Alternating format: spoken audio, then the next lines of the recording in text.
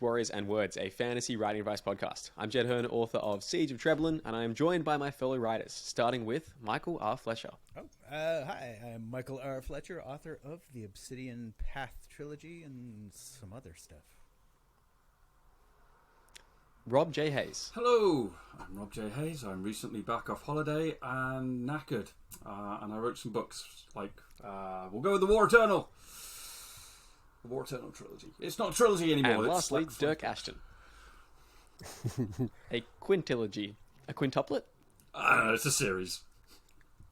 A 5-book series. Yeah. 5-book series. And our last host is Dirk Ashton. I am Dirk Ashton, and I wrote the Paternus trilogy and all of Rob's books. It's true. And today we're going to be doing a bunch of listener questions, starting off with some audio questions that our listeners sent in. As always, you can go to our website, wizardswarriorswords.com, and there is a link there that will let you record a voice note to send in. So the very first question comes from Michael. Let's see if I can play it properly. Hey guys, love the podcast. I was wondering if each of you could add one additional author to the podcast as a regular host, regardless of their busyness or location, across time and space, alive or dead. Who would you have on and why? Thanks. Ooh, I love this question so that's much. Fun. I know exactly who I'd have. Just Across time and Yep, space Michael, you go first. as well. Yeah, dead or alive. So I would have Mick Farren on. He wrote a pile of pulpy science fiction back in the 80s.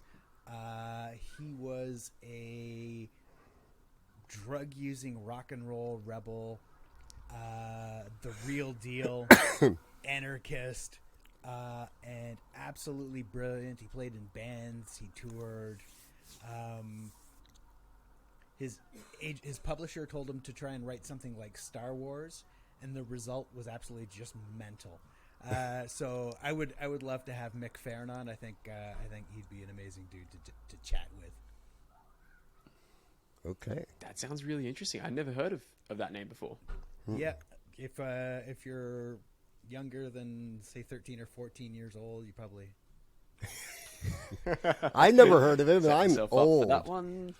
You're old, but I used to read a too old. lot. Yeah. Look him up though, Mick Farren. Dirk or Rob, do either of you have... Oh, sorry, Mike, were you adding something? No, it's all good. Rock it. Who would you have, Rob? Dirk or Rob, do you have... That's hard. Yeah, Rob, you go. I'm trying to think about it. It's like, who Choose would I want to- anybody. Anybody. Can I choose Cthulhu? I think know. that'd be an interesting one. No, Cross time and space. a writer. He wrote Has to be things. a He wrote human. like there was like no. Who wrote The King in Yellow? I can't remember. Anyway, It I don't wasn't know. Cthulhu. Robert E. It Howard? was- no. Well, I mean, there's the No. King in Yellow, and then there's Lovecraft? the King in Yellow. That's You want in the actual Lovecraft? story. No, fuck Lovecraft. He's a racist. Oh, I don't know, honestly. I don't know enough about authors' personal lives. I like books, but I don't know enough about the authors to say this person would be cool to chat to. How about Bruce Campbell? He wrote books. Actually, he wrote autobiographies about his chin. that'd be awesome. He's hilarious. About his what? Like no, he's got a couple of autobiographies. He's making shit up at this point. No, I'm not. Like, oh god, I can't remember what the names of them are. But yeah, his autobiographies have got something about they're about his chin. If chins could kill, there you go. As you do. If chins could kill. Okay. Sometimes authors have too much power. And then his second one, Hail to the Chin. It's true, they're real. Wow, so he was really just beating the dead horse of the Chin franchise. What was it called? The Chin Cinematic Universe? The CCU? I don't know, it could be. Anyway. What about you, Dirk? Who would you pick? Oh, God, it's so hard. For like an ongoing host, like every episode, kind of like us. That's what he was asking. I don't know. Yeah. Somebody like Roger Zelazny would be awesome. I thought you were going to say something. Yeah, but I mean, of course, it'd be great to get like Edgar Allan Poe But how would it be to talk to Edgar Allan Poe on a podcast every day, right? Yeah, it'd be bizarre, Yeah. right? I think it would be exhausting, to be honest. Yeah, probably. He'd just be like, I can hear some weird sound in the background of your audio. It's like a heartbeat or something coming from underneath someone's floorboard. Me? It's like, it's weird. I don't know what's going on there. That's what I imagine talking with Edgar Allan Poe would be like. Okay. Yeah. Yeah, I get it. Yeah, there we go. I'm moving a little slow this morning. It's literary. been a rough week. Hey, you're all good, man. Yeah, I think for me, I toss up between going with a current author who I really like, who I don't think, for me personally, I feel like doesn't do enough podcasts and has really great insights about writing, versus someone from like a really long time ago. So I'll give you the two picks. The modern author is Joe Abercrombie, because I absolutely love his writing. Yeah. I feel like he talks about writing in a great way. And also I feel like he's not like regularly doing interviews on podcasts, as far as I can He see. he I would does love them, but yeah, he's just a fun guy. He would be a lot of fun to just have as a regular host. Yeah, absolutely. Yeah, I imagine he would be pretty Yeah. cool. And then the other part of my mind is, what if you chose like, I don't know, the person who wrote like Gilgamesh, or someone who wrote like, some of the old, like ancient things from thousands of years ago. Like, what if you had Homer on and he could talk about like, oh yeah, when I was writing the Iliad. I'd be terrified. Okay, so I'd be there's actually a lot of terrified. debate over whether those have a single author or not. There's because the amount Yeah. they've been changed over the years that I was going to mention there that. may never have been a single author of like Yeah.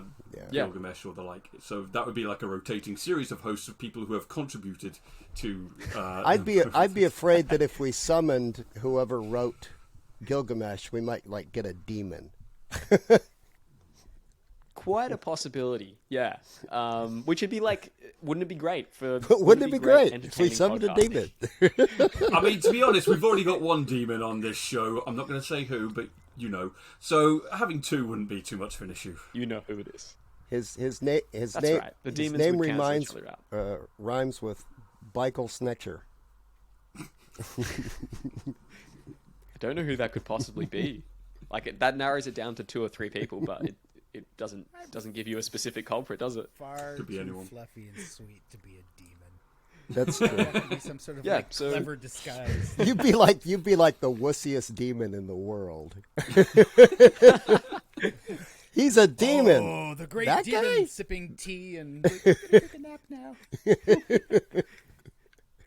I mean, to think be honest, I'll I write do a like the book. fact that you now have So- cuddly toys on your shelf above you. It's very you. Yeah. Oh yeah, no, they've He always does? been there. I guess the camera angle's a little different today. Those were my daughter's very first 2 stuffed animals she slept with when she was a baby. She'd have one bear, it was a bear and a hippopotamus up there, stuffed under each armpit. So they are covered in baby sweat and vomit. Yep. I will treasure them forever. Apparently that's what we do. I will That's never pretty ever wholesome. wash these. It's like, why is All your right. Well, office thanks, smell? Michael, for the question there. That was actually really fun discussion. Our other audio question we have from Robert. Let's see if I can play that. Hang on, we've had a question from Fletcher. And a Hello, question Jed, from me. Rob, Dirk, and Mike. My name is Rob, and as you can probably tell by my Bonzer accent, like Jed, I also hail from sunny Australia. Though from Melbourne, which, let's be frank, is way sexier than Perth. My question is this. Given all 4 of you have been offering writing advice for the better part of 2 years, have the shared insights you've all provided to everyone who has watched and listened helped your writing, how you write, and the end result of all that writing? And as a fellow Australian, I'm compelled to stand with Jed and say to the faux American, the actual American, and the fellow who lives in the country that lost America, Aussie, Aussie, Aussie, oi, oi, oi. Love the podcast, and here's to many more. Right. Love the energy, Robert. I have no idea what we Thanks, just asked. Robert. There was no question. No, it was. The question was- have we learned anything from doing this podcast about writing? Ah, The answer is Yes. no. Don't do a podcast about writing? Because we're Have not the I? kind of people we're talking about. Yeah, I've learned all kinds of stuff. I mean, when we get to talk to like Yeah, same. Adrian Tchaikovsky and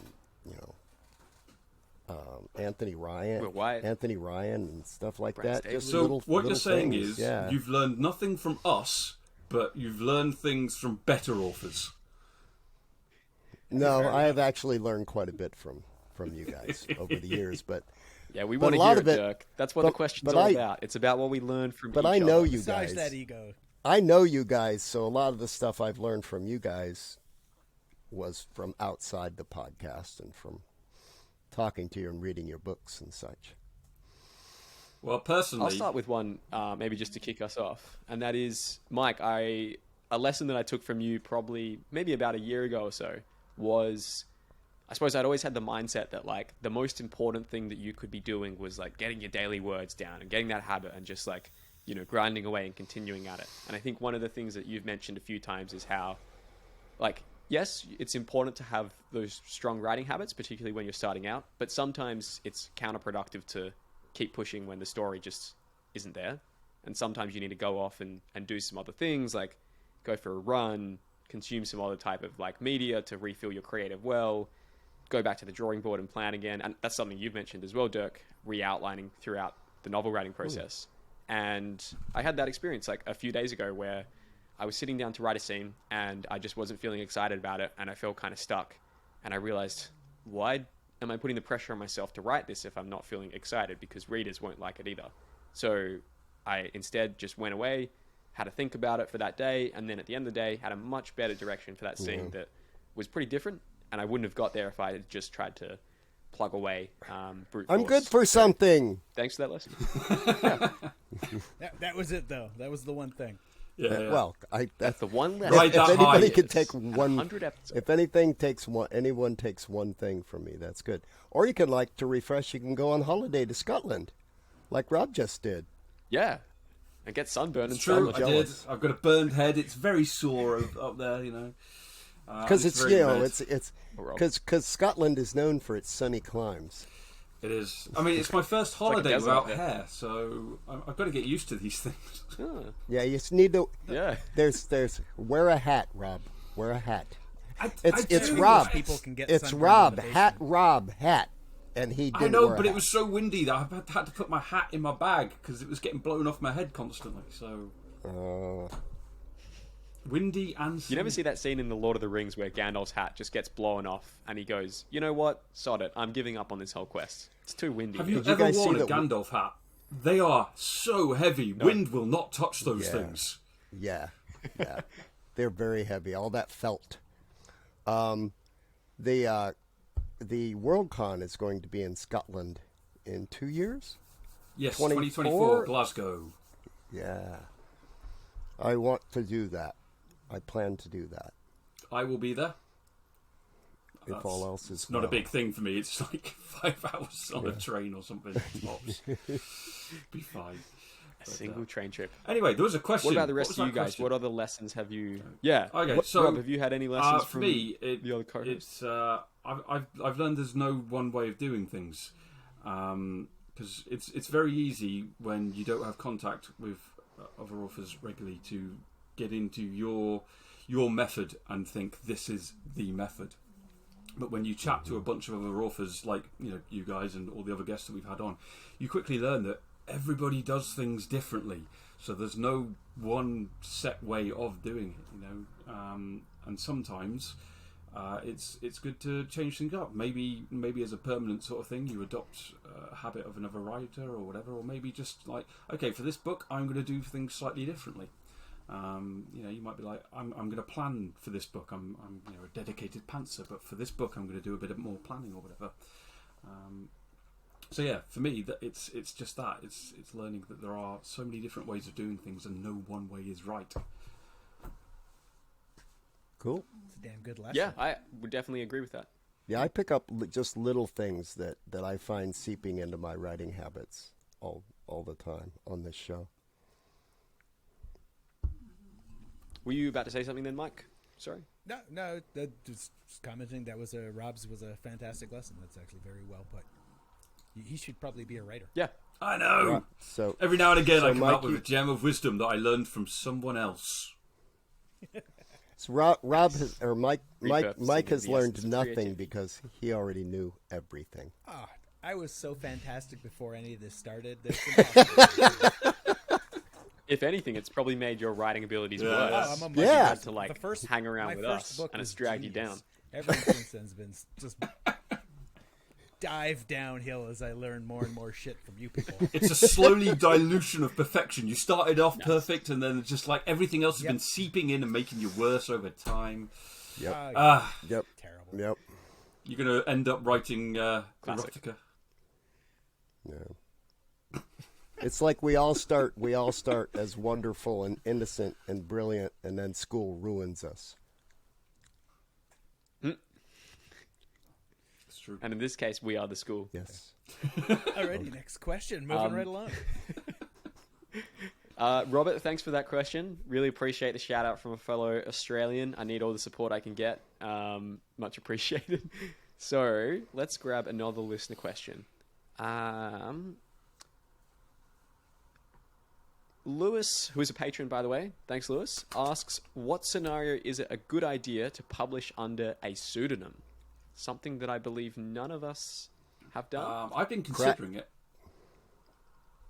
Interesting. Because Talk us through I have recently taken back the rights to my science fiction thriller, Drones. So it's not currently available anywhere. And I'm thinking of re-releasing it more as a thriller than trying to target it more as a thriller than a sci-fi, and do it under a pseudonym. It would be quite a basic pseudonym. Hob Rays. Well, I was thinking R.J. Hayes, but spell Hayes with a Z instead. Ooh, sci-fi. Yeah, well, not really, but it's just a way to sort of like differentiate a bit, and I think that's the main reason to do it. And you don't particularly.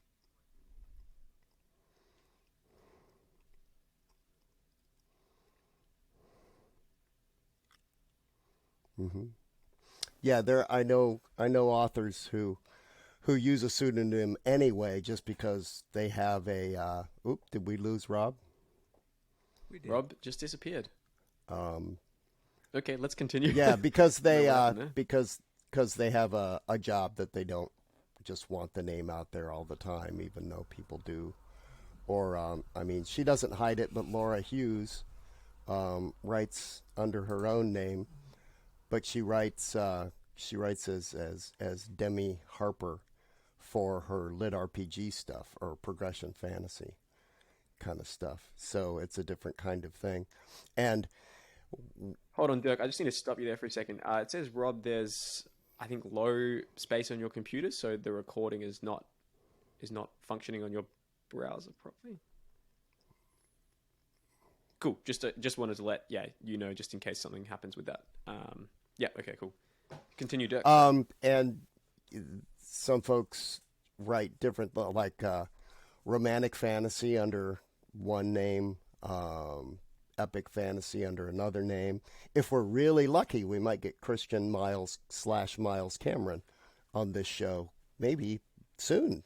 But he writes. Foreshadowing, He writes under his real name, Christian Cameron, for his historical fiction, and Miles Cameron for his fantasy.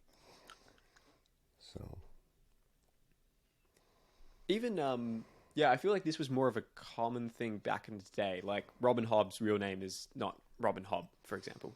So this was something that was done back then, perhaps because publishers maybe thought that like certain names wouldn't sell as well if they like came across sounding female versus names that sounded more male, or because they needed to have a more like fantasy sound to them or whatever. These days I feel like that's probably less of a concern. I don't think there's... I think, to your point, Dirk, it probably comes down to like, are you working a job where you think that a potential employer, like Googling your name and seeing books might be bad for that? Then probably a pseudonym is an okay idea. And also definitely if you're doing it in different genres, because the reason that's important is Amazon is going to try to figure out what type of people buy your book. And if it's got, let's say Mike writes books about cooking, and then Mike also writes books about grimdark fantasy, Amazon is going to see someone buy one of Mike's cookbooks and think, great, here's another Michael Fletcher book it's a grimdark fantasy, I'm going to suggest it to the person who brought the cookbook. That's true. I never and even can thought of confuse that. the algorithm quite a bit. I just learned something else it's- on this podcast. Hey, there we go. So that's why it's quite common to see, particularly like established writers who then are also writing like non-fiction writing advice books. You will often see that they might put an extra initial in there, or they might like change their name up, and that's purely just to make sure that the algorithm is not getting confused. Because ideally, what you want to have is your name is associated with a particular type of story, so that it's easier for Amazon to sell that story to other people. Now, that's not the be-all and end-all of your considerations as an author, but it is definitely good to be aware of that. So that would be my 2 cents on it. Mike, do you have any thoughts on pseudonyms? Something that you ever considered? I mean, the one time I sort of considered it was shopping books a couple of years ago to publishers after Beyond Redemption had critically done well, but not sort of like sales wise done well, and I was unsure if a publisher would be like, oh, that's that guy who flops, or not. And my agent at the time was like, nah. He said, don't bother, it's fine.